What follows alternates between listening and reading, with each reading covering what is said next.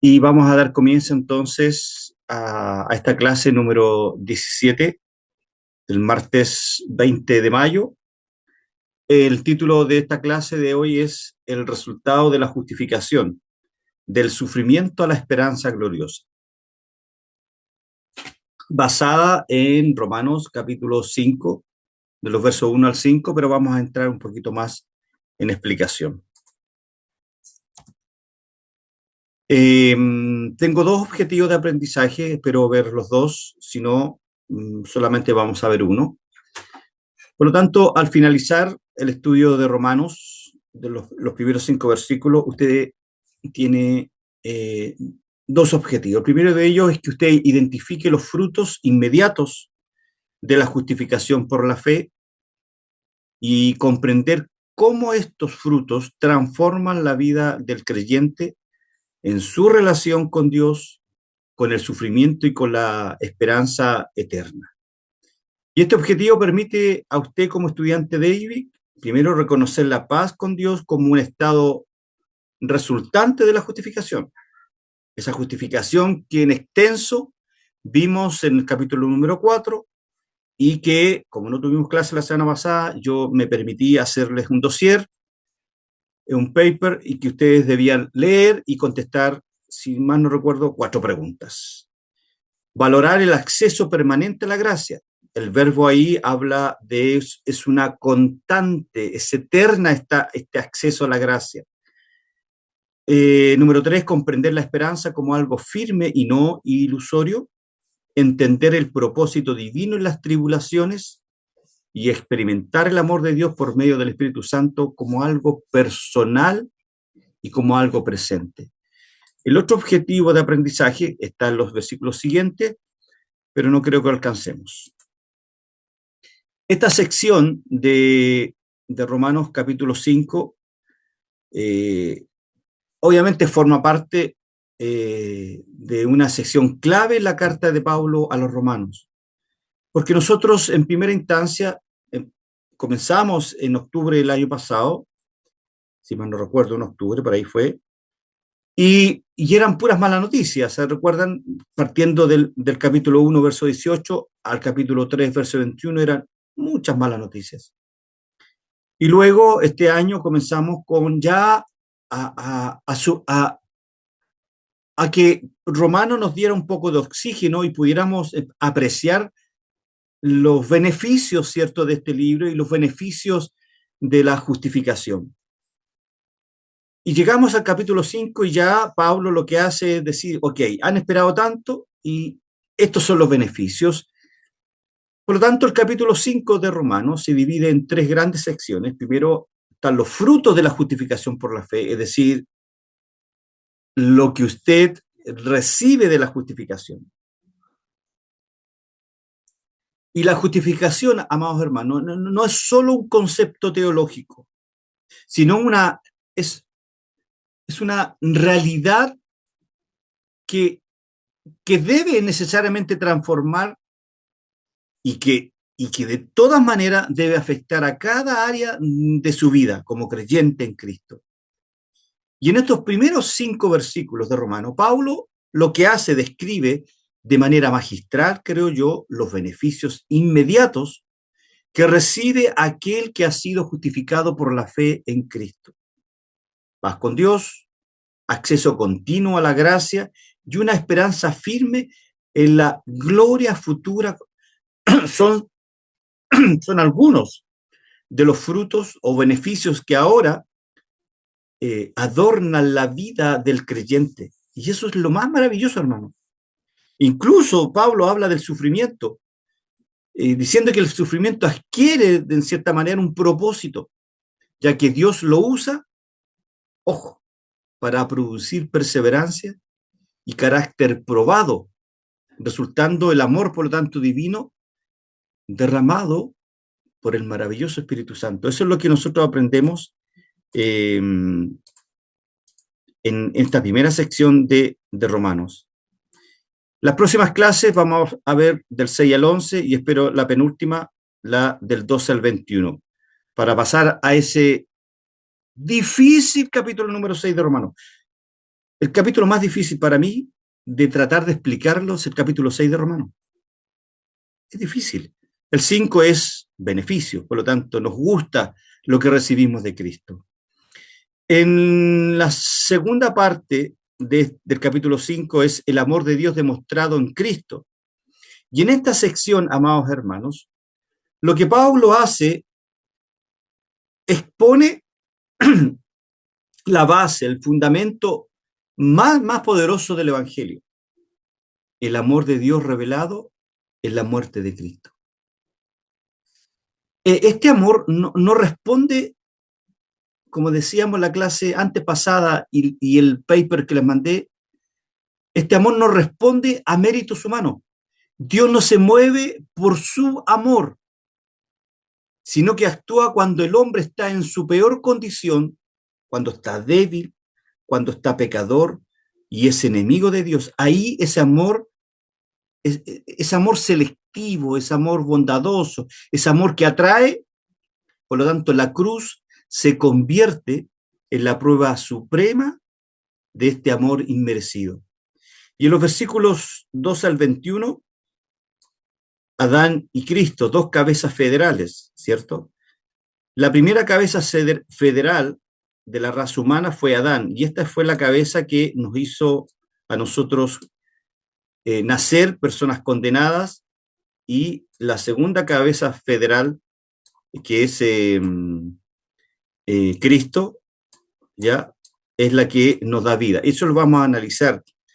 Por lo tanto, lo que Pablo hace en esta tercera sección del capítulo 5 es como que Pablo cierra el capítulo, lo cierra de manera increíble, mostrando cómo dos hombres, describiendo a Adán y a Cristo,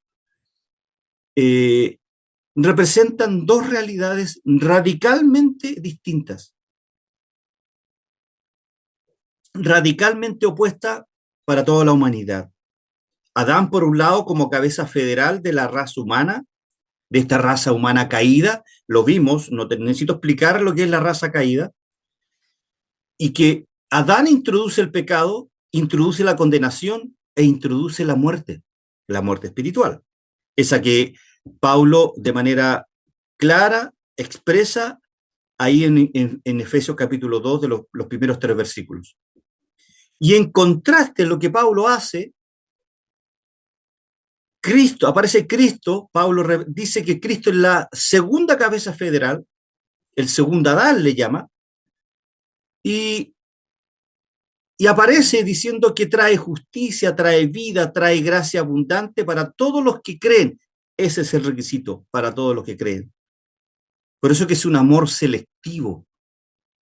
Y esta selección resalta cómo la obra de Cristo no solo contrarrestra, me cuesta esa palabra, no solo confronta los efectos de la caída, sino que lo que hace Pablo en estos 9 versículos del 2 al 21, los sobrepasa ampliamente en poder, propósito y un alcance eterno, que son los beneficios que vamos a ver más adelante. Pero es necesario, creo yo, que hagamos un pequeño análisis, un resumen de la clase pasada. Bueno, aquí debería decir la clase, sí, clase 16, que fue el dossier que yo les mandé.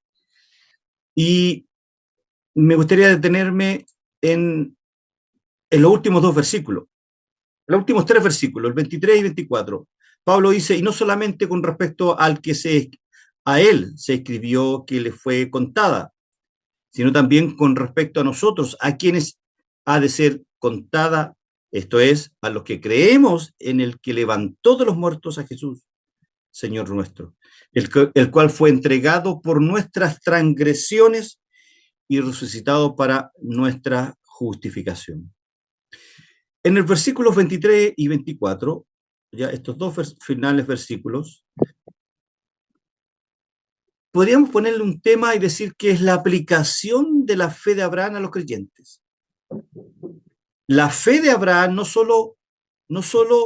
fue solo un evento histórico. Génesis capítulo 12, 13, 14 habla de la vida de Abraham, sino que fue un modelo eterno. Así como su fe fue contada como justicia, nos dice Génesis y nos dice Pablo ahí en el capítulo 4, también la nuestra, si creemos en el Dios que resucitó a Jesús. Y aquí Pablo transfiere la enseñanza a los lectores cristianos.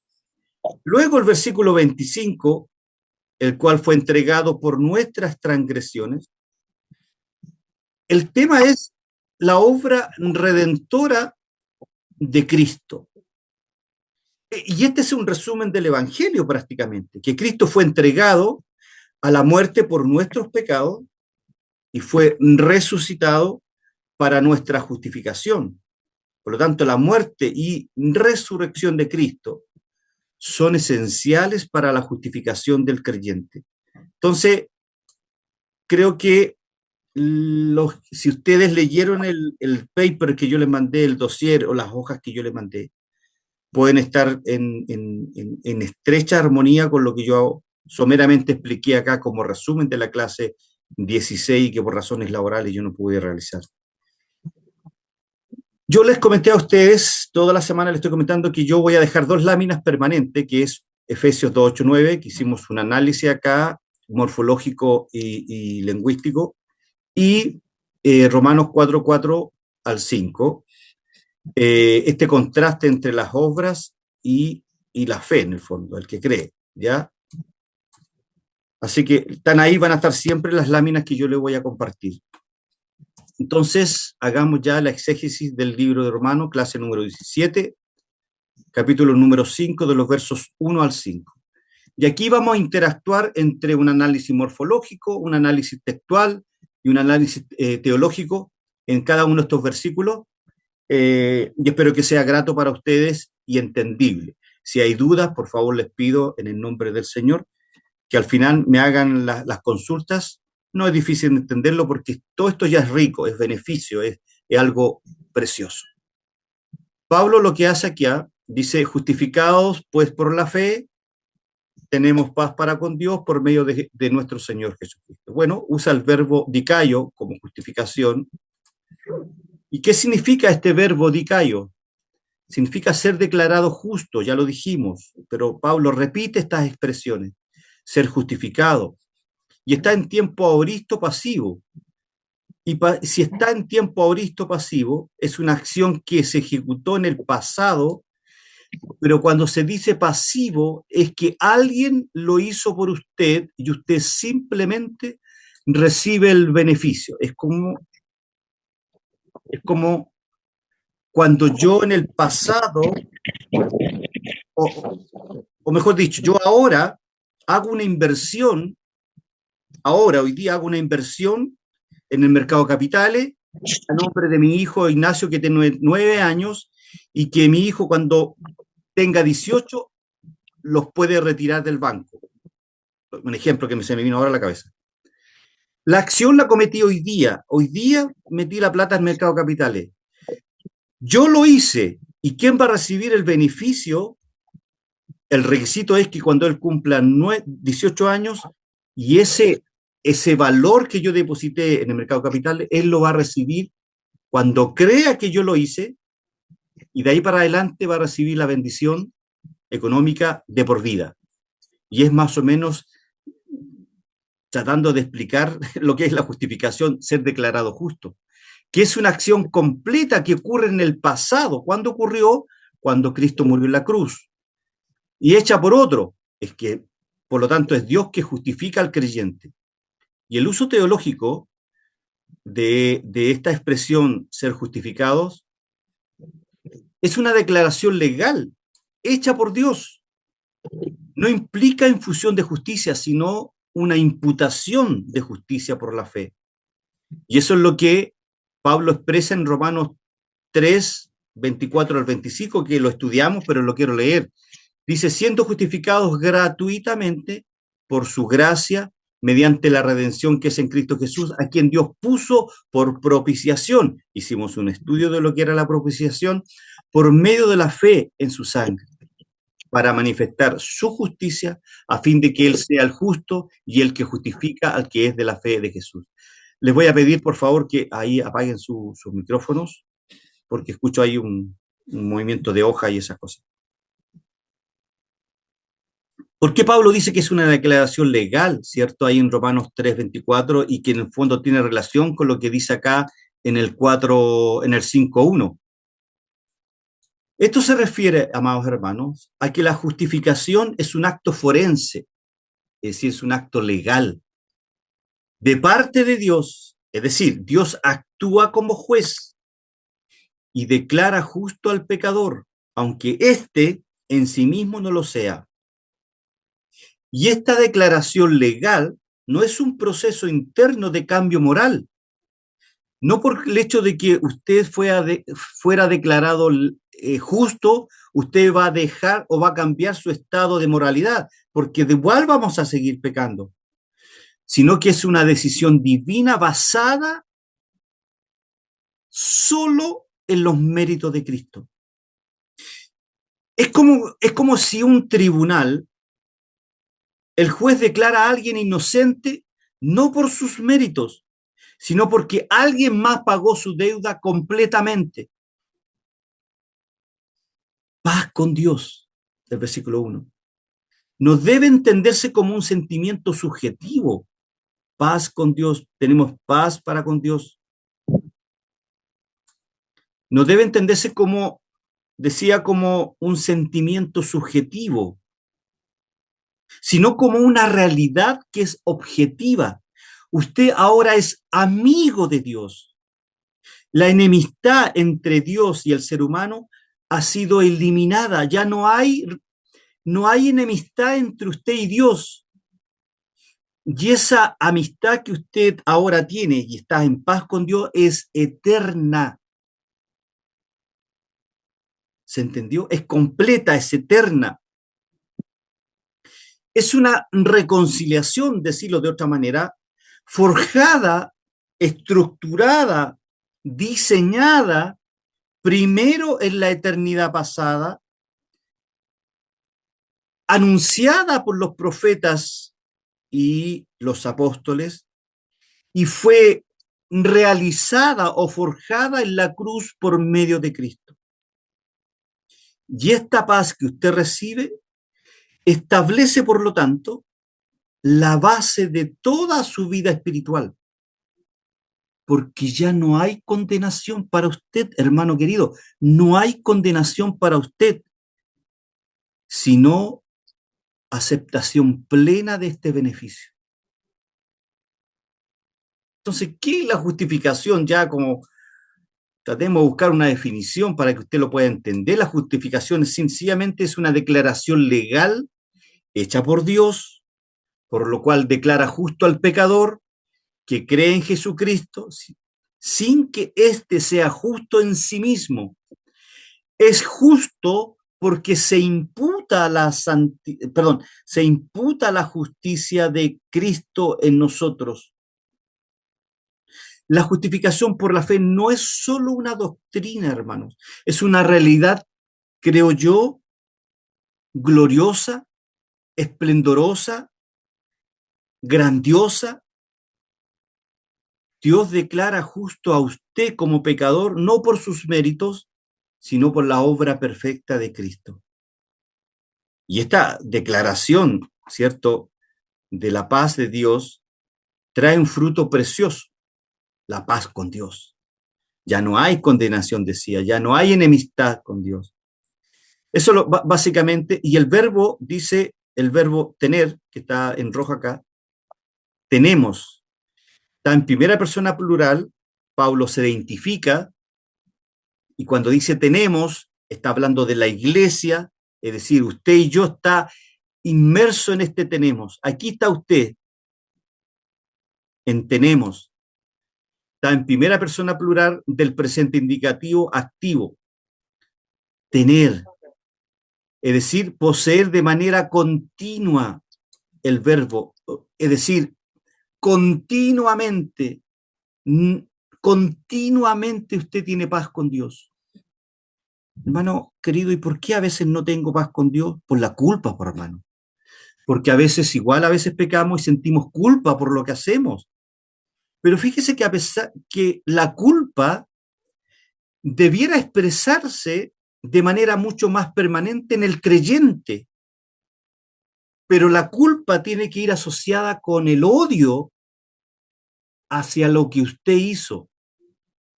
Porque si solo siente culpa, creo yo que no es creyente. Pero si usted siente culpa, pero va asociado con arrepentimiento, es porque usted es un genuino creyente, porque usted siente culpa porque no tan solo dañó al otro, sino que también dañó la santidad de Dios. Si usted siente culpa y se arrepiente, y como dice Primera de Juan, hijitos, si tenéis problemas, abogado a Jesucristo tenéis nuevamente. Y esta paz la tenemos de manera continua, dice Pablo, en este primer versículo. ¿Ok? ¿Qué más podemos agregar en este primer versículo? Tenemos, en el fondo, hay seguridad, porque no depende de sus obras, sino siempre va a depender de Cristo. Hay gratitud, ¿cierto? Debe haber gratitud en nosotros por lo que Cristo ha hecho en nuestras vidas y, por supuesto, obediencia. La justificación no quita la obediencia, la motiva. Mire qué precioso las notas que tengo acá encima. La justificación no quita la obediencia, sino que la motiva. Los frutos, Mateo habla de los frutos de arrepentimiento que usted debe manifestar cuando ya ha sido justificado, deben estar plausibles. Yo tengo que ver sus frutos. Si yo no veo frutos en usted del momento que usted fue salvo, yo en la semana hice un video fue una pregunta que me hizo una hermana nuestra de acá del instituto, la hermana Erika, y me hizo esa pregunta y yo desarrollé, ¿cierto?, la respuesta y lo hice a través de un video. Y yo decía que es necesario mostrar frutos de arrepentimiento, que es, que es la forma en que yo le puedo decir al mundo, soy salvo. Porque si yo antes era malo, antes era muy, muy, muy pecador, el fruto de arrepentimiento me hace ser menos malo hoy día y la gente se da cuenta que yo soy distinto y por eso se da cuenta que yo soy un hombre salvado, un hombre que tiene esta relación, esta paz con Dios. ¿Mm? Por lo tanto, la justificación, el hecho de declarados justos, no quita la obediencia, hermanos, la motiva, la impulsa. Recuerde que Dios no ignora el pecado, ni lo pasa por alto. ¿Ok? Dios castiga el pecado en Cristo, decía yo en la semana, y por eso puede perdonar con justicia para manifestar su justicia, a fin de que Él sea el justo y el que justifica, nos decía Romanos 3:26 en la explicación que veíamos anteriormente. Luego tenemos el versículo número 2, porque también dice tenemos entrada por la fe a esta gracia en la cual estamos firmes, seguridad, y nos gloriamos en la esperanza de la gloria de Dios. La preposición por quien, esta es una preposición, este es un pronombre relativo en genitivo singular masculino, por quién. Se refiere a Jesucristo, ¿por quién? Aquí está Jesucristo. Por Jesucristo también tenemos entrada por la fe, ¿ya? Como mediador, indica una instrumentalidad, es decir, ¿por medio de quién? Por medio de Cristo, ¿ya? La función que introduce el medio por el cual tenemos acceso, el medio, y el medio es la fe. El verbo tenemos, que está acá, ¿ya? Lo desarrollé acá, está en tiempo perfecto, activo, indicativo. Primera persona plural, es decir, aquí está usted y yo, aquí está la iglesia, usted y yo, ¿ya? ¿Cuál es el significado? Que hemos obtenido o tenemos permanentemente entrada por la fe que ya fue dada a nosotros a la gracia. Valor del perfecto indica una acción completa en el pasado con efecto duradero en el presente. Nuestro acceso a la gracia es seguro y continuo. ¿Quién entonces, alguien me puede decir por qué creen que la salvación se pierde? Pablo, de manera morfológica, lingüística, de manera magistral, en toda la carta romano, nos habla de seguridad, nos habla de que tenemos aquí, nos habla de la paz que tenemos con Dios, que es constante, es eterna, porque está en tiempo, acuérdense, en tiempo aoristo, pasivo. Pasivo significa que recibimos nosotros los beneficios de la acción de Cristo y ese beneficio es permanente, hermanos. Pero también dice que tenemos entrada por mediante la fe a la gracia y en la cual estamos firmes y nos gloriamos en la esperanza de la gloria de Dios. ¡Qué maravilloso! Acceso continuo a la gracia por medio de Cristo, una estabilidad y permanencia en esa gracia y un gozo glorioso en la esperanza futura. ¿Cuál es la esperanza futura que Pablo aquí está mencionando? Es un tema escatológico acá. La esperanza es la gloria de Dios. Vamos a ver la gloria de Dios. Acceso a la gracia del verso 2. Describe, por lo tanto, una posición permanente. Y el verbo griego aquí, usado por Pablo, sugiere una introducción legal y reverente, como la de un empleado, un súbdito, que entra a la presencia del rey. Recuerden que en aquel entonces Pablo tenía la figura del rey, del emperador. Entonces lo que Pablo trata de decirnos acá, que usted es un súbdito que entra al estrado, a la presencia de su rey, las veces que usted quiera, y tiene garantizado que puede entrar cuando usted quiera, a la hora que usted quiera, y no hay nadie ni nada que lo impida, porque ese beneficio es suyo, se le imputó a usted a través de la justicia, a esa gracia. Y esta gracia no solo justifica, sino que nos sostiene y nos santifica.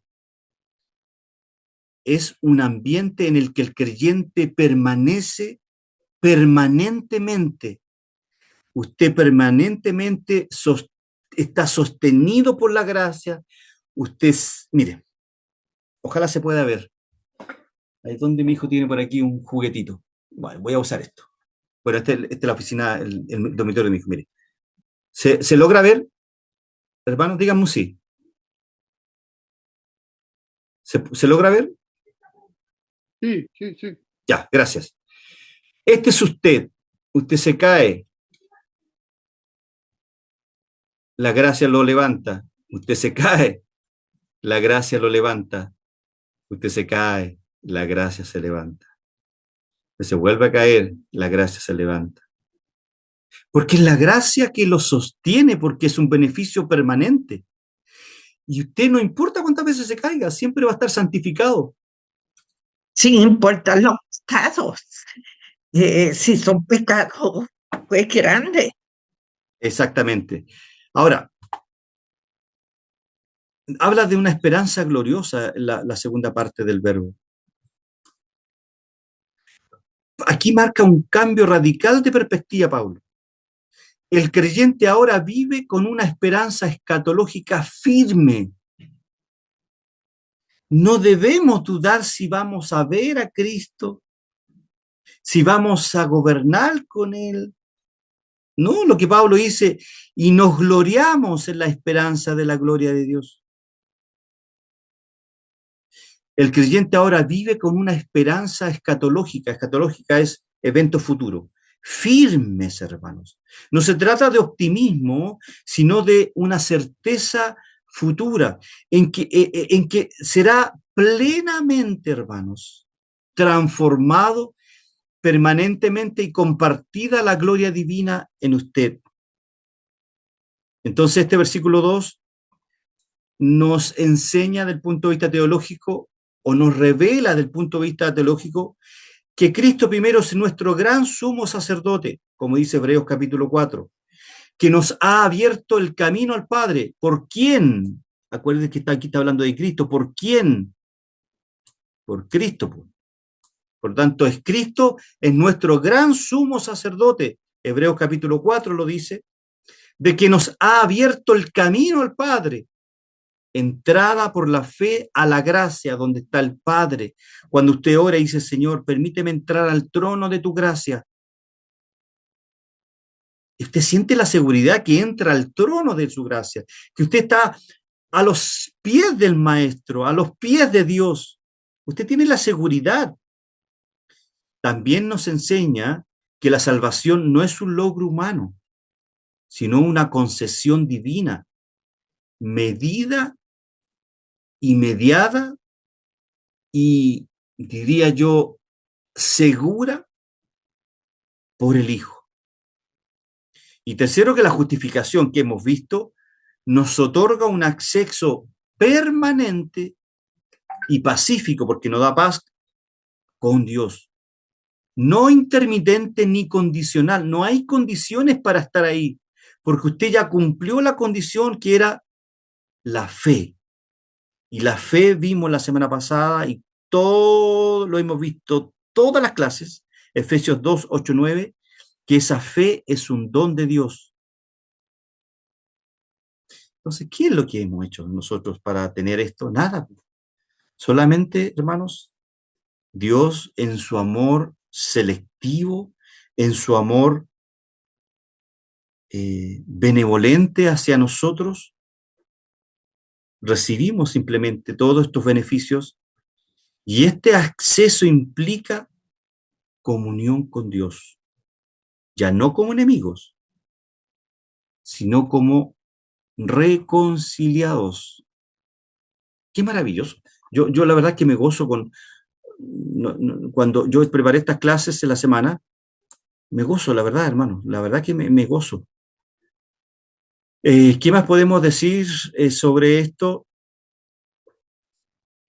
En la cual estamos firmes, en la cual, en la gracia estamos firmes. Esta frase me llamó mucho la atención. Este fragmento de este pasaje en griego está en perfecto activo. ¿Y qué expresa esto, hermano Alejandro? Bueno, expresa estabilidad, continuidad y firmeza. No es un estado que fluctúa según sus emociones o según sus circunstancias, si usted tiene o no tiene, si usted está feliz o está triste. No.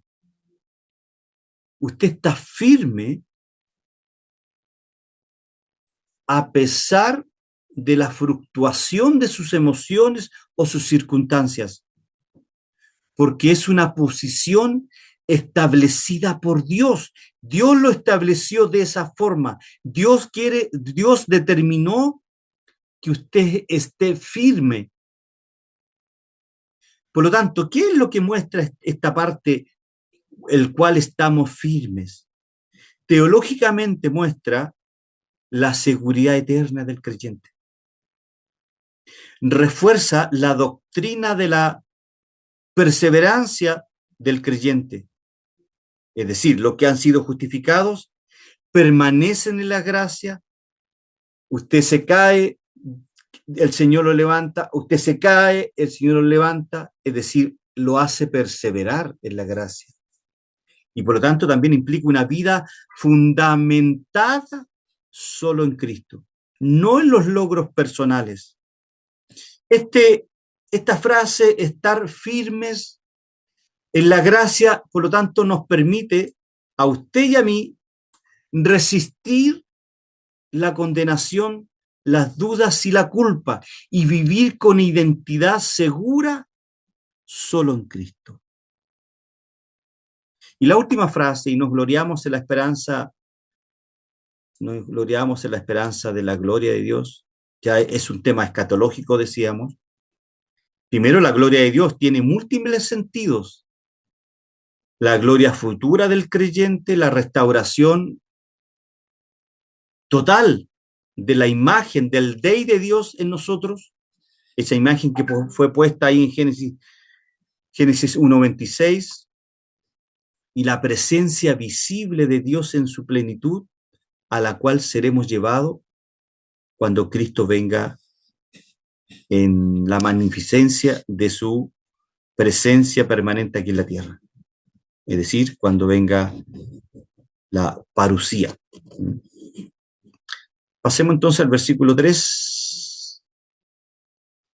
Y Pablo dice acá en el versículo 3, aquí el 3, y no solo esto, o sea, Pablo nos dice, ya, no tan solo fue suficiente la paz con Dios, el acceso a la gracia, el gozo, la esperanza de la gloria de Dios, y ahora introduce en el versículo 3 esta frase, y no solo esto.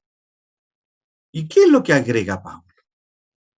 Que también el cristiano puede gloriarse, ¡wow! ¡Qué poderoso! En las tribulaciones. Porque en Cristo, recuerde que este beneficio lo tenemos en Cristo. ¿Por quién? En Cristo, ¿ve? Hay una continuidad en la idea, sino que también, para hacerlo más sencillo, sino que también por Cristo nos gloriamos en las tribulaciones. ¡Wow! Que también el cristiano puede gloriarse en las tribulaciones porque en Cristo el sufrimiento ya no es destructivo. Yo decía en la semana, no, perdón, el sábado, no sé si el sábado o el domingo, me prediqué solo en realidad. Me prediqué solo en redes sociales sobre Oseas 2:14. Yo hablaba, cierto, de que el desierto no es un castigo, sino que es un instrumento de santificación y formación espiritual. El que quiera escuchar ese mensaje dura 16 minutos, creo que lo mandé, y está en el canal de YouTube del instituto. Porque en Cristo el sufrimiento ya no es destructivo, hermanos, sino es un instrumento de santificación, de restauración y de formación espiritual. Cuando usted esté en el desierto, no le pida a Dios que lo saque. Dígale qué quiere que usted aprenda estando en el desierto. El sufrimiento como medio de crecimiento, claro que sí, porque nosotros en las tribulaciones producen algo. Pablo dice que produce paciencia primero que todo. Y no solo esto, el valor gramatical sintáctico, en griego puede traducirse literalmente como, pero no solo, y no solamente eso, y es una fórmula retórica progresiva que introduce una verdad adicional que complementa o intensifica lo dicho anteriormente, los versículos 1 y 2. ¿Ya? ¿Qué es lo que introduce Pablo aquí en lo nuevo? Y analicemos estas frases. Dice que, sino que también, dice, es decir, además, sino que también, la característica, sino que también, dice que nos gloriamos en las tribulaciones.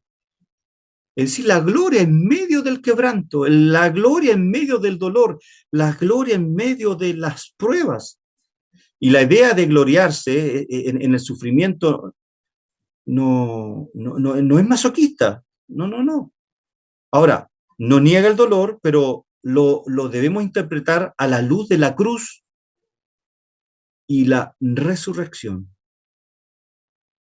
En Cristo, hermanos queridos, hermanas queridas, el sufrimiento fue transformado en victoria. Por eso Pablo afirma que también nosotros como justificados por la fe, podemos ver ahora el sufrimiento como parte del proceso glorioso de Dios para nuestras vidas. Santiago habla de ese sufrimiento. Dice que es necesario que el creyente tenga que pasar por diversas pruebas. No dice pruebas, diversas pruebas. Pablo ahí en 2 Corintios, capítulo 4, también habla sobre esta idea. Ahora, desde una perspectiva ortodoxa, cuando hablo de perspectiva ortodoxa, acuérdense que está hablando de lo que la Iglesia ha creído durante 21 siglos. Este versículo 3 nos afirma el concepto de santificación progresiva. Usted recibió la santificación que lo aparta para Cristo y usted va creciendo en la santificación hasta que es glorificado en la muerte, si se muere antes de Cristo o cuando Cristo venga. Y esto se llama en teología santificación progresiva. Esto es lo que muestra este versículo, porque desde una perspectiva ortodoxa, este versículo, esta parte específica, nos gloriamos en las tribulaciones, afirma el concepto de santificación progresiva, donde usted como creyente es moldeado permanentemente en el desierto, en las tribulaciones, a imagen de Cristo, a través del crisol de la vida. Me puse poeta. Y en especial por las aflicciones del devenir, de la madrugada, del mediodía, y también de las aflicciones al alba, al anochecer. También Pablo dice, sabiendo, hablando de un verbo que debemos tener seguridad de que estas tribulaciones que nos santifican, producen paciencia. La idea de esta parte de que sabiendo, la palabra usada aquí para tribulación, esta, se refiere a una presión intensa, una aflicción o una angustia. Es como la que Cristo experimentó en el huerto de Getsemaní. Esa es la intención, sabiendo que esta angustia que usted en algún momento va a vivir porque es necesario, porque así lo determinó el Señor, Pablo dice que nos produce paciencia, pero esta tribulación no es una incomodidad ligera. No es como una discusión así nomás con su señora o con su jefe. No, sino es un sufrimiento profundo, teológicamente profundo, que proviene tanto de la vida en un mundo caído como de la persecución por causa de Cristo. Decía en mi exposición del día sábado, al preparar este mensaje, hubo un pastor en África que perdió a su familia. Y él decía que al finalizar ya su ministerio, decía que nunca en su vida había experimentado una comunión tan profunda con Dios después que perdió a su familia. Qué precioso. O sea, es doloroso que haya perdido a su familia. Es doloroso que haya perdido a sus hijos, su esposa, que los mataron en la guerra. Pero fue en ese desierto, en esas tribulaciones profundas. Y quizás cuántos de ustedes, hermanos, han vivido situaciones profundas al borde de la muerte, al borde de partir de este mundo. Eso no es una incomodidad ligera, es una tribulación que debe producir en usted paciencia. Y lo impactante es que Pablo dice, no gloriamos. ¡Wow! Y él, perdone, dice que nos debemos gloriar. Es el mismo verbo usado en el verso número 2, hermanos, para hablar de la esperanza, de la gloria futura. Es decir, nos gloriamos en la esperanza que vamos a ver a Cristo, pero ahora dice Pablo, nos gloriamos en que me hayan chocado, en que haya perdido un hijo, en que me haya separado, en que, no sé qué situación puntual vive o está viviendo o va a vivir usted. Pero Pablo dice acá que nos debemos gloriar. Y el mismo verbo es usado por Pablo en el versículo número 2. Entonces, aquí no hay masoquismo, decía yo, espiritual. No, no, no, no, por favor, sino una visión cristocéntrica, cristocéntrica del sufrimiento. Dios no desperdicia el dolor suyo, lo transforma en paciencia, lo transforma en gloria, lo transforma en esperanza. En su soberanía, lo utiliza como un instrumento de formación espiritual. Eso es lo que Pablo nos está diciendo en el versículo número 3.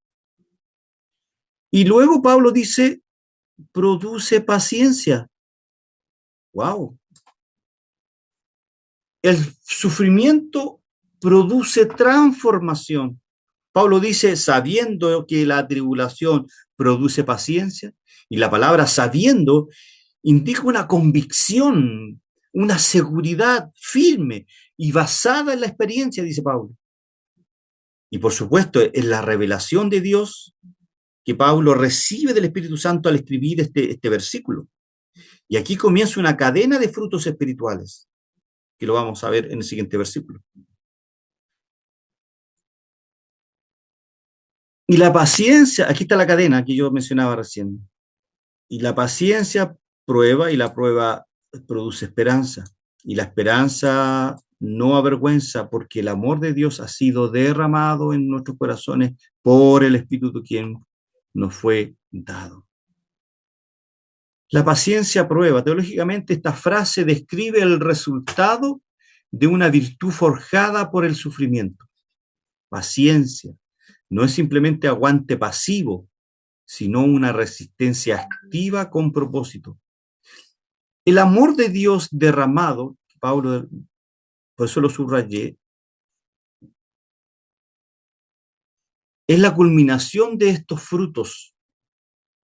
No es el amor del creyente hacia Dios, sino el amor de Dios que derrama hacia el corazón del creyente, comunicando entonces que es el Espíritu Santo quien derrama y derramará siempre en los corazones.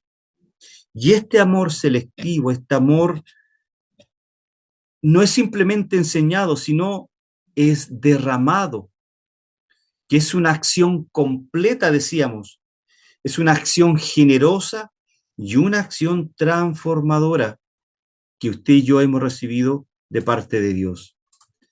Me pase, espérese.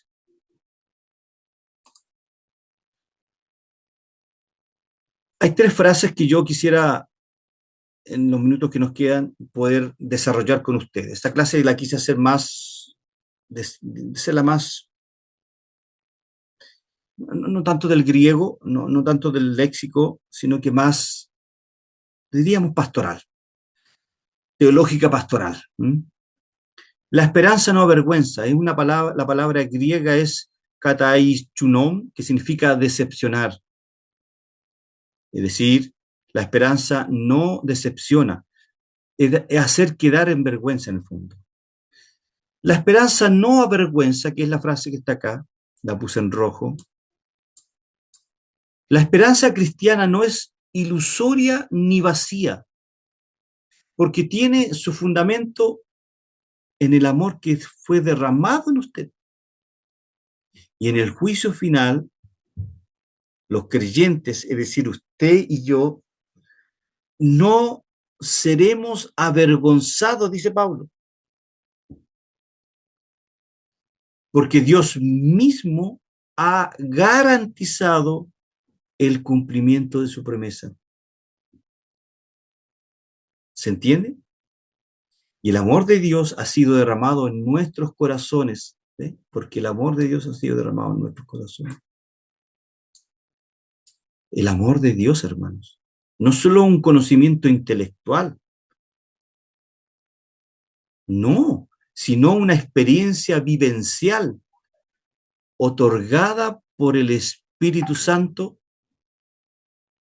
Y esto habla entonces, este derramamiento del Espíritu Santo o el derramamiento del amor de Dios en sus corazones, que es obra del Espíritu Santo.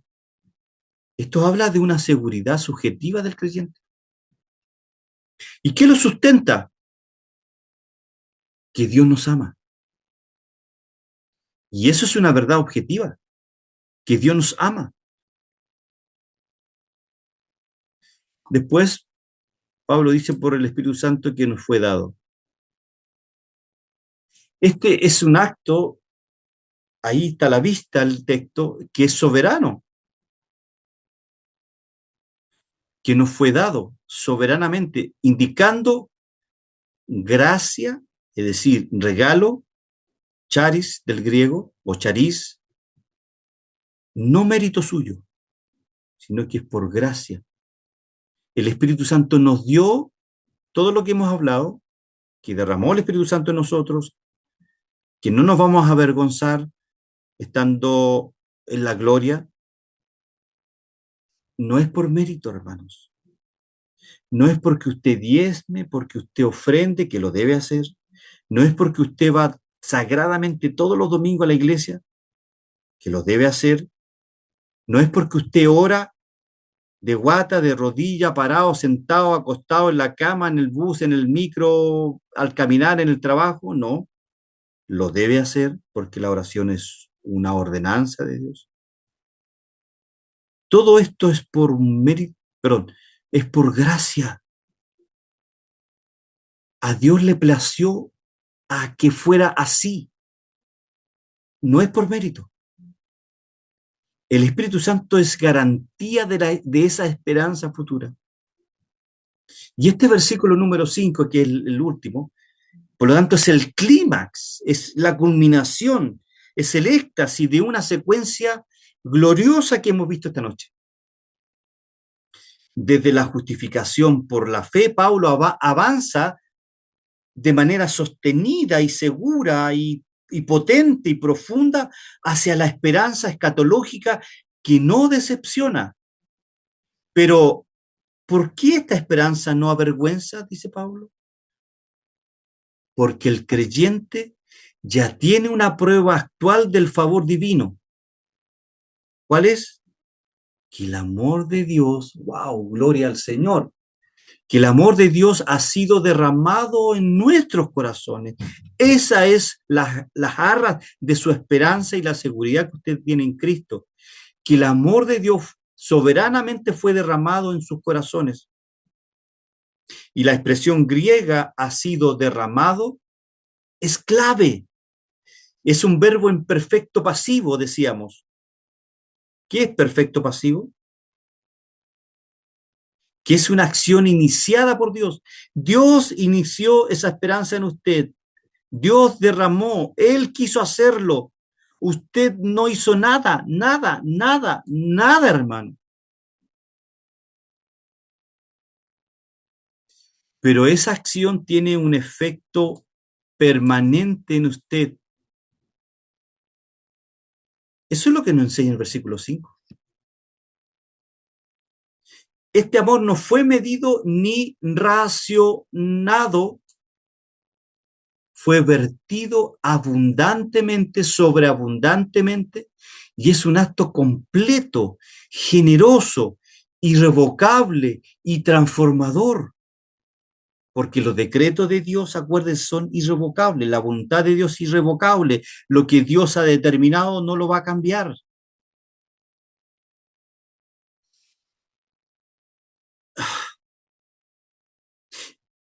El hecho, hermano, de que este amor sea derramado en nuestros corazones,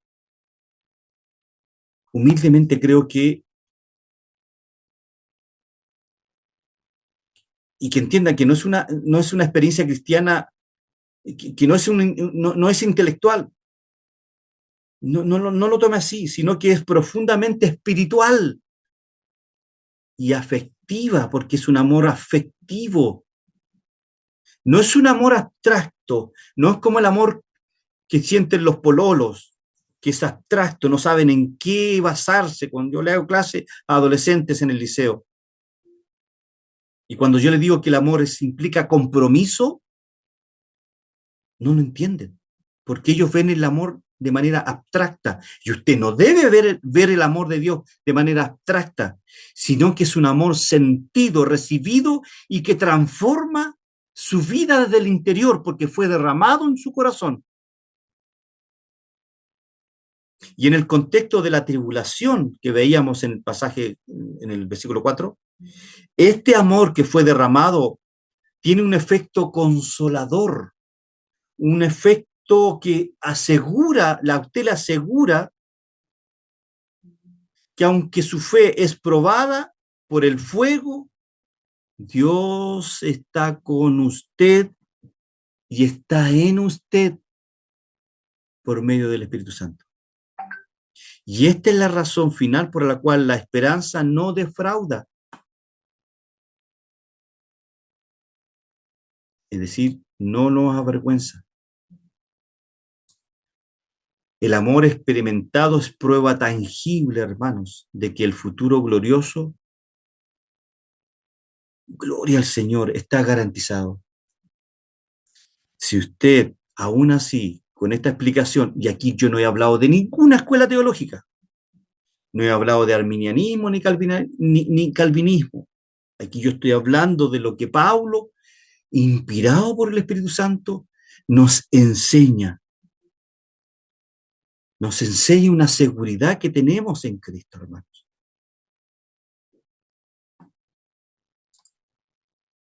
Y conclusión. ¿Qué podemos concluir? Ahí hay una manito levantada y yo la levanto, diciendo que la justificación no es un proceso humano, ya lo dijimos, sino es un acto legal y divino por el cual Dios declara justo o lo declaró justo a usted. Y esta declaración nos trae beneficios. Primero, versículo 1, nos trae paz con Él. Somos reconciliados por medio de Jesucristo. Y el versículo 2, por quien también tenemos entrada por la fe, a esta gracia, en el cual estamos firmes. Acuérdense, un aoristo pasivo. Significa que una acción que Dios hizo por nosotros en el pasado y el efecto lo recibimos nosotros y es permanente. Y esta gracia no es momentánea, sino que es un estado firme y seguro.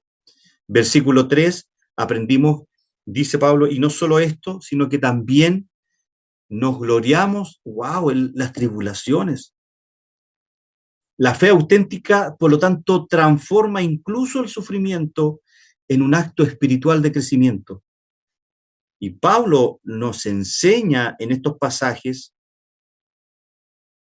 que debemos gloriarnos en las tribulaciones porque éstas tienen un propósito formativo. No son castigos, sino instrumentos de crecimiento espiritual, decía. Y el versículo número 5 ya, como, me pasé. Y el versículo número 5 ya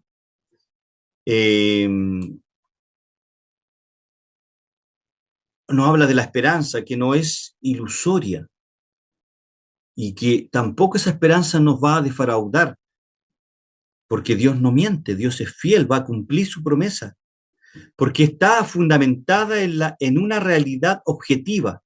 ¿Cuál es esa realidad objetiva? El amor de Dios derramado en nuestros corazones por el Espíritu Santo. Y este derramamiento no es simbólico,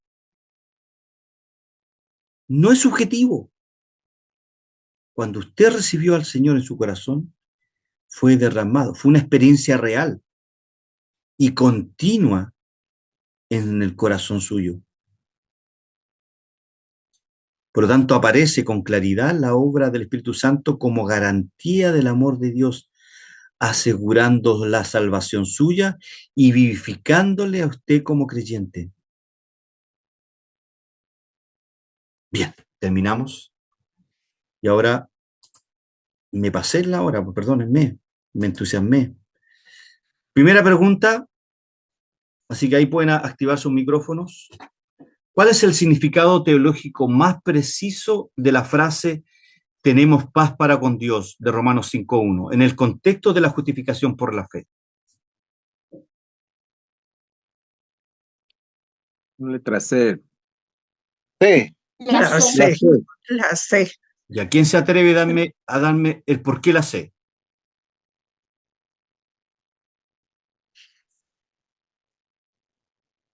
Primero, ¿ah?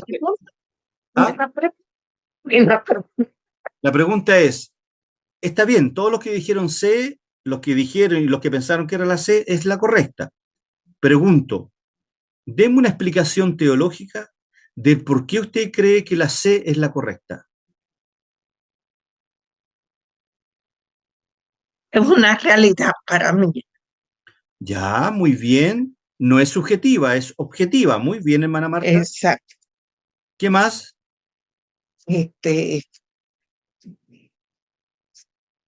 aunque tenemos paz y estamos reconciliados con Dios, pero siempre vamos a tener conflictos Ya, con sí. otras personas. Perfecto, pero estamos hablando de esta frase, tenemos paz para con Dios, y dijimos que esta frase está expresada en la letra C, pero yo quiero una explicación de estudiantes de IBIC. La hermana Marta lo dijo muy bien. A través de la justificación de Cristo, Ya. tenemos una paz permanente con Dios. No es una paz variable, por así decirlo. No, es una paz permanente en Dios. Perfecto, ya, porque acuérdense que está el aoristo pasivo, ya. Correcto. Ujú. Señor nos declaró justos, Ya. ¿ya? Y eso nos da paz, ¿verdad? Porque por medio de, y además que es por medio de nuestro Señor Jesucristo, y si Jesús lo dijo y lo hizo, Jesús no falla, Jesús no miente, Jesús no varía. Ya. Entonces, por lo tanto, Pablo, veíamos que es un estado legal, ¿cierto? Que somos declarados justos. Correcto. Que no depende de nosotros. ¿Y qué es lo que Dios remueve con esta justificación? La culpabilidad del hombre. Ya, pero también, ¿qué más renueva? Pecado. Ya, ¿qué más también renueva? O remueve, perdón. ese sentimiento de culpa que viene con el pecado. ¿Cuál es el antónimo de paz? Conflicto.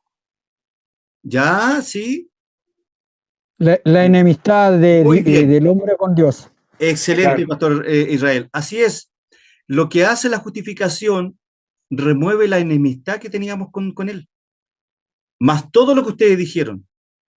Y eso me da a entender de que ustedes están recibiendo, y eso me alegra mucho a mí como profesor. Vamos a la segunda. Vamos a la segunda. Según Romanos 5.5, ¿cuál es la razón teológica por la cual la esperanza no avergüenza al creyente? La C. ¿Ya? La C. ¿Ya quién me puede dar una explicación teológica por qué usted considera que la C es la correcta? ¿Cuál es la esperanza escatológica que tenemos ahí? Participar de la gloria de Dios. Ya. Y no debemos dudar. Ya. Es decir, no vamos a no nos vamos a frustrar, ¿cierto? Ni nos vamos a decepcionar, ¿cierto? ¿Por qué?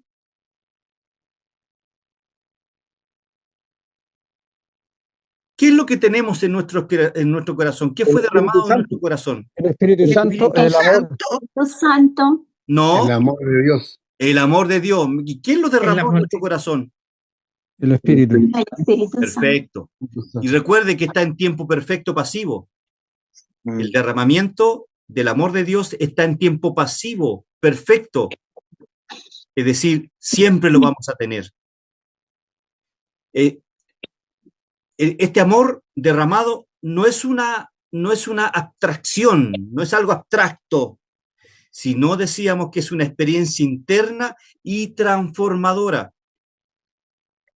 ¿Ok? Está garantizado, te digo también. Exactamente, Cristiano, exactamente. en Cristo el sufrimiento fue transformado en victoria. Exactamente, muy bien. Sí, excelente, hermano Mario. Wow, que fue una clase muy especial. Bien, déjeme dejar, porque lo que viene después, obviamente, es la invitación para el próximo. Nos vemos en la próxima clase número 18, ¿ya? Oye, hermano Alejandro, Hermano Daniel. me, me, me, me salta una confusión aquí, que delante hablaba ustedes sobre que ¿cierto?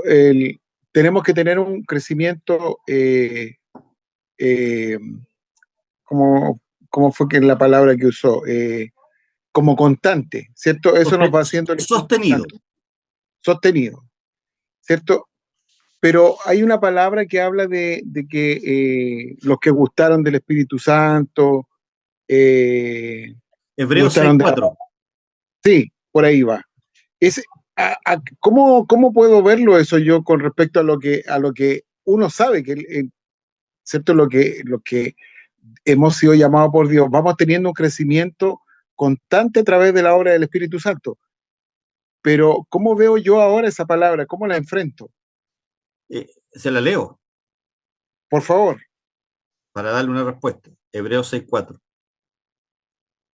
Dice, porque es imposible que los que una vez fueron iluminados y gustaron del celestial y fueron hechos partícipes del Espíritu Santo.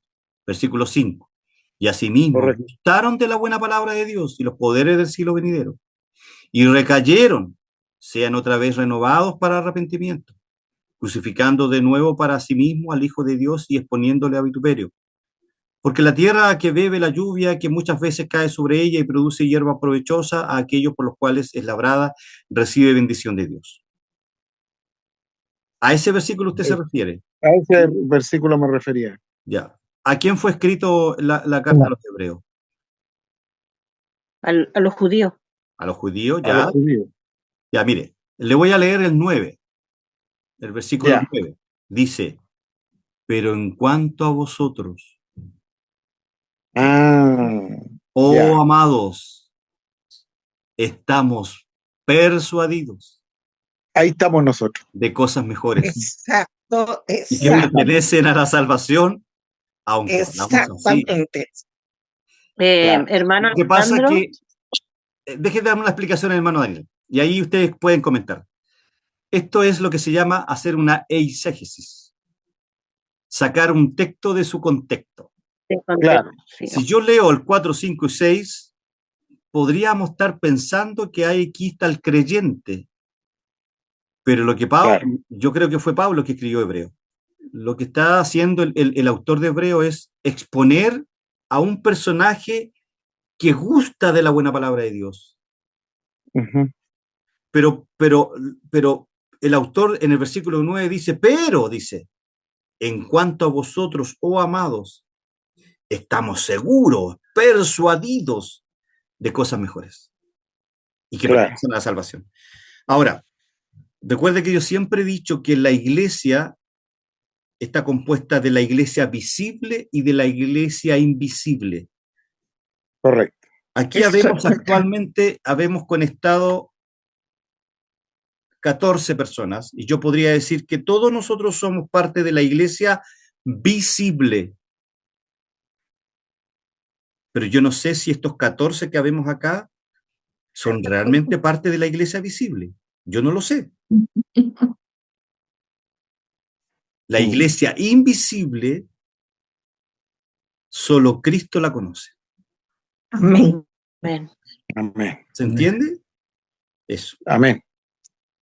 Hermano Alejandro, con respecto a ese tema, Ujú. la semana pasada el pastor en la iglesia estaba haciendo un estudio bíblico.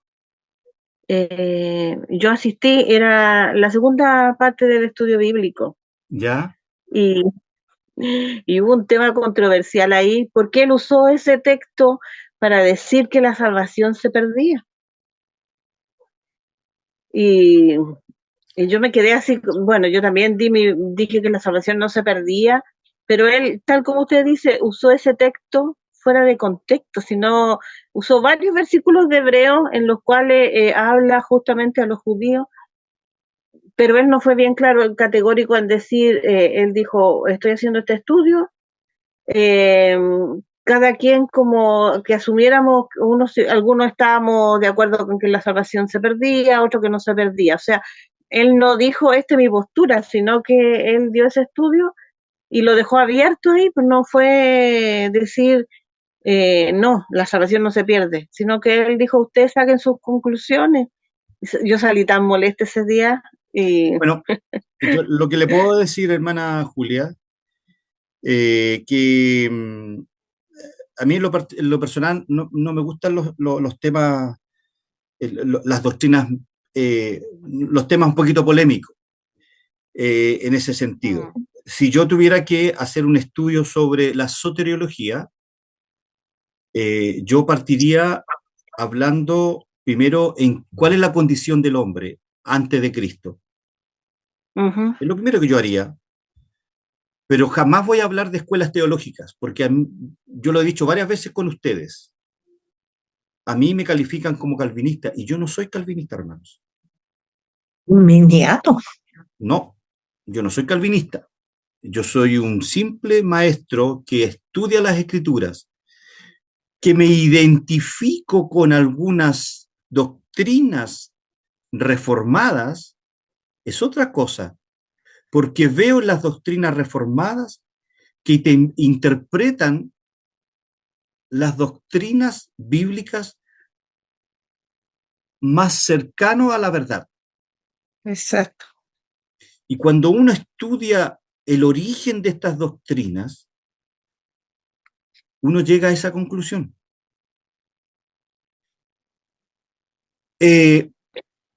Cuando me preguntan a mí, yo trato de evadir mi respuesta. No porque no tenga la respuesta, es que trato de discernir cuál es la intención detrás de la pregunta. ¿Me entienden? ¿Me explico? El tema de la seguridad de salvación, desde mi humilde mirada, yo la veo desde Génesis a Apocalipsis. Yo veo que es Dios quien atrae al hombre. Amén. Yo veo que es Dios quien lo rescata Así es. y que lo mantiene Amén. y que lo hace perseverar. Amén. Y hay un versículo, hermana Julia, que para mí ha sido decidor en esta mirada humilde que yo tengo. Filipenses 1:6. Pablo dice, estando persuadido de esto, El que comenzó la que buena el que obra. comenzó en nosotros la buena obra, el contexto de la salvación, se Terminar. perfeccionará. Y lo maravilloso que Pablo dice, ¿hasta cuándo? Dice, hasta la venida de Cristo, dice. Luchen con ese versículo. Es lo único que yo puedo decir. Ahí está. Destrócenlo, desmenúcenlo. Otro versículo claro para mí, Juan 6:44. Todo lo que el Padre atrae, se lo explico de otra manera. Juan 6:44. Espérenme un segundo. Juan 6. Dice, ninguno puede venir a mí. Aquí está hablando Jesús. Ninguno puede venir a mí. Aquí habla de un negativo universal. Ninguno. Aquí Jesús está hablando de un negativo universal. Ninguno puede venir a mí. Si el Padre que me envió no lo llama. no le trajere, no lo llama, no le trajere. Y ese trajere en el griego es el cuo. Aparece 3 veces en el Nuevo Testamento. Y en las 3 veces que aparece habla cuando Pablo y Silas estaban encarcelados con grilletes, los llevaron al tribunal. Iban en contra de su voluntad. Entonces, la intención de ese griego trajere es que hay una atracción en algunos casos en contra de la voluntad. Eso. Entonces, si este versículo a mí no me da tranquilidad de que es el Padre que me llevó al Hijo porque yo no quería, ¿y por qué yo no quería? Porque hay un texto que es mucho más decidor, hermanos. Efesios capítulo 2 dice, y Él os dio vida a vosotros, dice Pablo, cuando estabais muertos en vuestros delitos y pecados, en los cuales anduvisteis en otro tiempo, dice Pablo, siguiendo la corriente de este mundo, conforme al príncipe de la potestad del aire, el espíritu que ahora opera en los hijos de desobediencia. Así dice que éramos nosotros, entre los cuales también todos nosotros, Pablo dice que así era él, vivimos en otro tiempo, en los deseos de nuestra carne, haciendo la voluntad de la carne y de los pensamientos, y éramos por naturaleza hijos de ira, lo mismo que los demás. ¿Estábamos muertos o no estábamos muertos? ¿Estábamos muertos espiritualmente o no estábamos muertos? Estábamos muertos. Estábamos muertos. Y Pablo dice, pero, versículo 4, pero, ahora, perdón, dice, pero Dios, que es rico en misericordia, con su gran amor que nos amó, aún estando nosotros muertos en pecado, nos dio vida Eterna. Hermanos, ¿qué es primero, la regeneración o la fe? La fe. No, pues, hermana. O sea, La regeneración. La regeneración. Dios primero, ¿qué le dice Jesús a Nicodemo? ¿Qué era necesario? nacer de nuevo. ¿Para qué? Sí. Para ver el reino de Dios, ¿cierto? Sí. Entonces, ¿qué es necesario antes de la fe? La Nacer de regeneración. nuevo, ser regenerado. ¿Y Repetir. quién nos Ahí según- regenera? ¿Cómo? ¿Quién nos da el nuevo nacimiento? ¿Quién nos regenera? El Espíritu Santo. El Espíritu Perfecto. Santo. Y una vez que yo he sido regenerado, aplico Efesios 2:8. Por gracia sois gracia salvos, sois salvos por medio de la fe. por medio de la fe. Y esto, esa palabra Bueno. esto es un pronombre neutro, en el griego es totus. Y ese pronombre neutro está hablando de que la fe y la gracia es un regalo de Dios. Por lo tanto, cuando yo soy regenerado, el Espíritu Santo me otorga la fe, me la regala. Y ahí yo ejerzo mi libre albedrío y ahora yo creo en Cristo. Porque esta es una cosa de dos. Dios me da el nuevo nacimiento, me entrega la fe y ahora yo creo. Ahora yo creo. ¿Se entiende?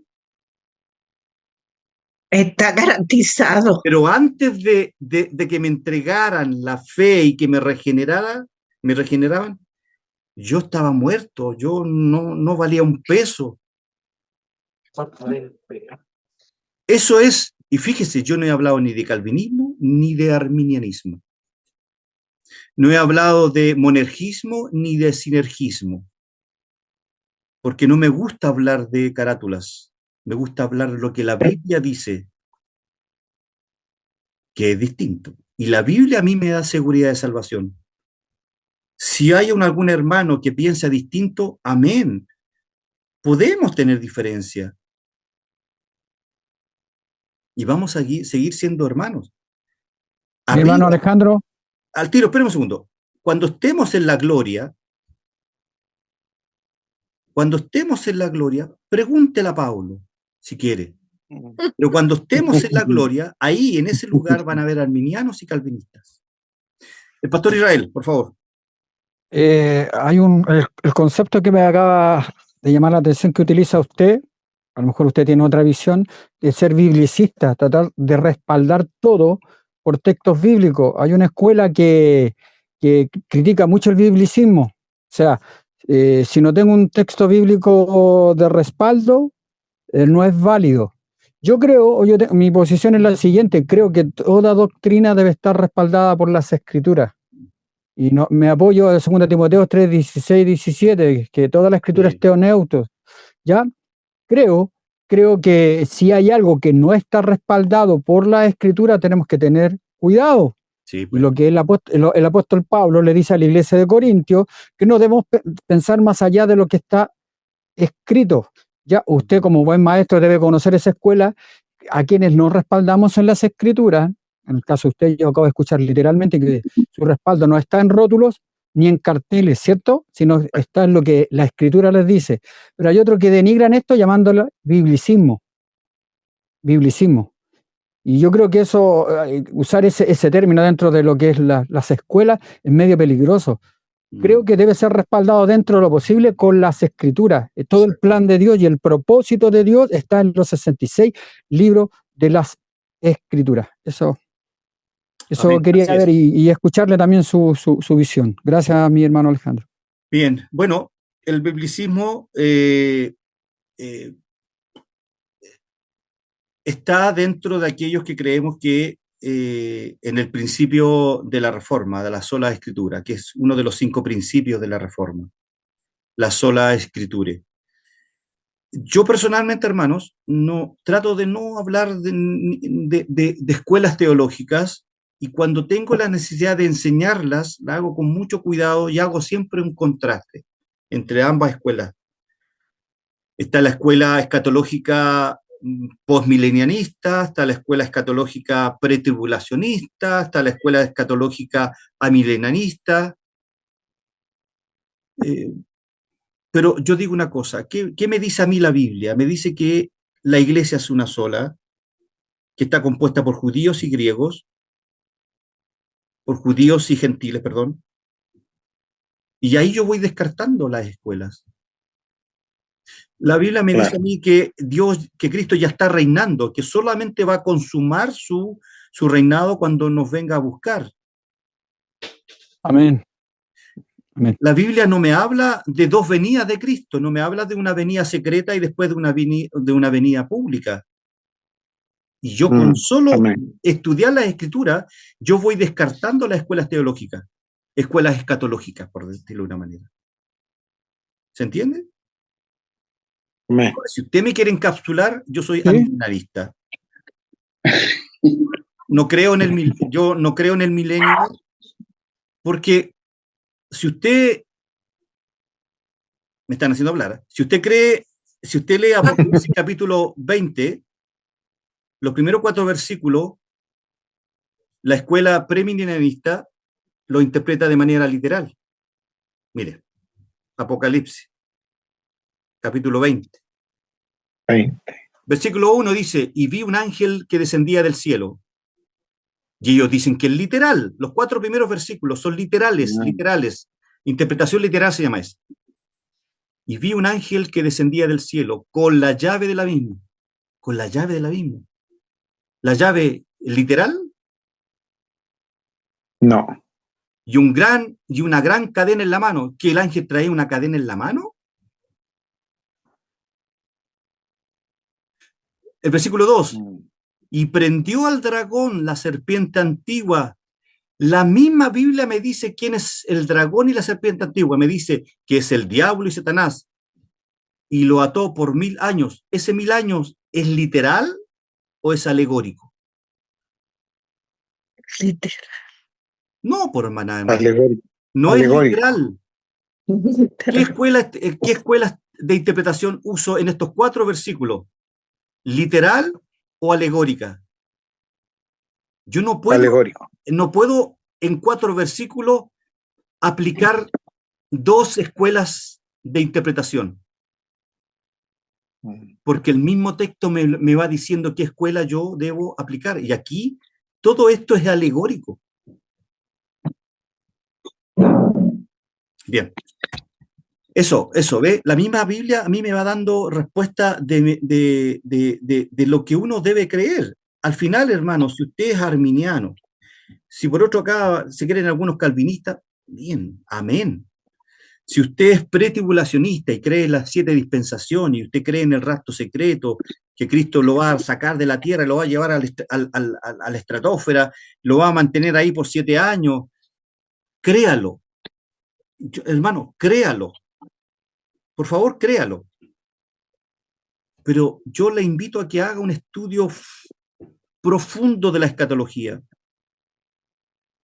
Y quizás algún día puede llegar a la conclusión que yo solo llegué hace 6 años atrás. Toda mi vida yo creía en el pretribulacionismo. Toda mi vida yo enseñé que habían 2 venidas secretas, una secreta y una pública. Hice seminarios en iglesias, que ahora paso por afuera y me da vergüenza pasar por ahí. Bien, hermanos, ha estado muy rica la conversación. Yo les agradezco su tiempo, que ninguno se ha desconectado. Y eso es bueno. No, les agradezco. Estamos ahí. Les Estamos de agradezco. pie. Sí, les agradezco su tiempo. Y comencemos. ¿Hay alguna pregunta o algún comentario que quieran hacer de la clase? De la clase. Es mucho. No me hagan hablar más, por favor. Hermano Alejandro. El pastor Israel. Sí, mire, qué hermoso estaba estudiando los textos y usted a la vez en su exposición nos hablaba de la instrumentabilidad del sufrimiento. Sí, del sufrimiento. Y es maravilloso. ¿Cómo Dios utiliza el sufrimiento? No es ser masoquista, sino cómo está dentro de un propósito de Dios. Exactamente. Y usted lo hacía ver desde el Antiguo Testamento.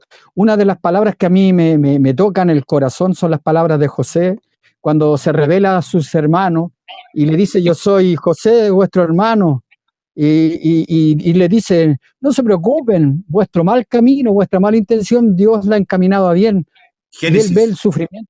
Claro, en Génesis, y cuando él ve que la mano de Dios está obrando desde cuando su hermano lo venden, y luego cuando él es acusado por la esposa de Potifar por intento de violación, y aún ve la mano de Dios obrando en la tribulación, ¿ya?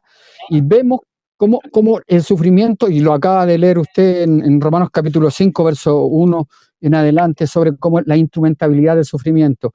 Hace poco estaba viendo algunos cultos de la llamada Iglesia de Prosperidad, y cómo nuestra comuna de Cerrillos está, mi hermano Alejandro, y esto entre nosotros, cómo la comuna de Cerrillos se está transformando en un nido de serpientes. Muchos de los pastores dentro de Cerrillos niegan esta verdad de Romanos capítulo 5, verso 1 en adelante, la niegan, que Dios usa el instrumento, le dicen: Dios te libre de que pases una enfermedad, Dios te libre de que pases soledad, Dios te libre, pacta con tus diezmos y tu ofrenda para que seas libre. Dios no quiere que tú pases eso. Y aún hasta el ser humano, y con esto termino, utiliza esa pedagogía en sus hijos, le permite caer para que se levante. Dios te permite pasar procesos, y cómo ellos sacan de la arsenalería de Dios, sacan esta herramienta tan preciosa como es el sufrimiento, y cómo el sufrimiento nos ayuda a tener paciencia, como Dios se glorifica en él. Y como es llamado Cristo, varón quebrantado, experimentado en sufrimiento, Isaías 53, que es maravilloso. Y sería bueno darle lupa, darle aumento a esta herramienta que utiliza el Señor, que es el sufrimiento. Gracias, mi hermano Alejandro. Amén, amén. El pasaje que se refería a nuestro pastor Israel es este. Aquí José le dice a sus hermanos: vosotros pensasteis mal contra mí, responsabilidad humana, mas Dios lo encaminó a bien, providencia divina, para hacer lo que vemos hoy, para mantener en vida a mucho pueblo. Es un pasaje donde se revela la soberanía de Dios y la responsabilidad humana. Dios dirige nuestros actos, sí o sí. Dios lleva muchas veces el mal de la humanidad para cumplir los propósitos. Y Dios usó el mal que le hicieron sus hermanos a José para beneficiar a mucho pueblo, dice. ¿Ves? Bien. ¿Alguna otra pregunta? ¿Alguna comentarios sobre la clase, si no, ya vamos terminando, hermanos. Hermano Mario, usted ahí prendió su micrófono. No, hermano, yo estaba todo escuchando y me gustó la clase, hermano, y el ejemplo que usted puso del juguete del niño, donde si nosotros nos caemos de la gracia, Él nos levanta, nos caemos, nos levanta. Exactamente. Y lo que dijo que es una certeza futura, ¿va? Cristo nos ha abierto el camino al Padre, estamos a los pies de Dios y la salvación no es un logro humano, sino una concepción divina, segura. Todo excelente, mi hermano, Dios lo bendiga. Gracias, hermano Mario. Hermano Daniel, ¿alguna pregunta? Si no, pasamos a nuestra hermana Marta. No, tengo todavía Ok. Hermana Marta, por favor. Gracias, Daniel. Sí, lo último que por eso Cristo rasgó ese velo. Lo rasgó para que pudiésemos entrar. Entrar al lugar santísimo. Sí, exactamente, hermana Marta. Muy bien, muy bien. Bien, ¿alguna otra pregunta? Si no, ya nos vamos a desconectar. Gracias, hermanos, por su fidelidad. Gracias por estar aquí cada martes, que en lo personal nos sentimos honrados con su presencia, nos sentimos honrados con su crecimiento, nos sentimos honrados con sus muestras de cariño muchas veces, nos sentimos honrados por habernos elegido dentro de la providencia divina, habernos elegido para poder entregar a ustedes un contenido teológico, un contenido pastoral, un contenido reflexivo del mensaje de las Escrituras. Si usted ha visto algún error en mí, no olvide dos cosas: que soy humano y que Cristo sigue trabajando en mí. En mí. Y sigue trabajando en usted. Amén. Y si yo veo algún error en usted, téngalo por seguro que no lo voy a juzgar, porque sé que también usted hace el esfuerzo, como yo lo hago, de agradar a Dios, y que estoy seguro que Dios sigue trabajando en usted día a día.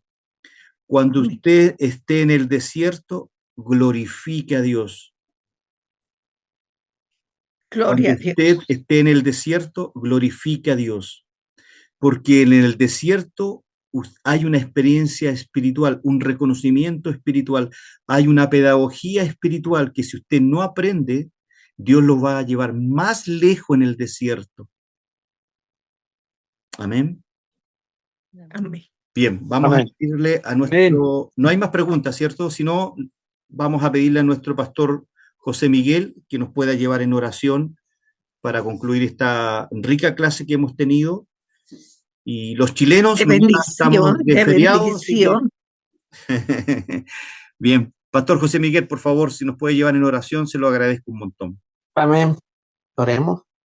Amantísimo Dios y Padre Celestial, te damos las gracias, Señor, por este estudio. Amén. Te damos las gracias, Señor, porque podemos, Señor, libremente escuchar tu palabra y escudriñar tu palabra, Señor, y poder entender lo que tú nos dices a través de las Escrituras. Amén. Gracias te damos también, Señor, por nuestro profesor. Te damos gracias por cada uno de los alumnos, Señor, de hermanos y pastores, Señor, que están en este instituto, capacitándonos, Señor, para poder comprender aún más lo que tú nos tienes preparado para el futuro.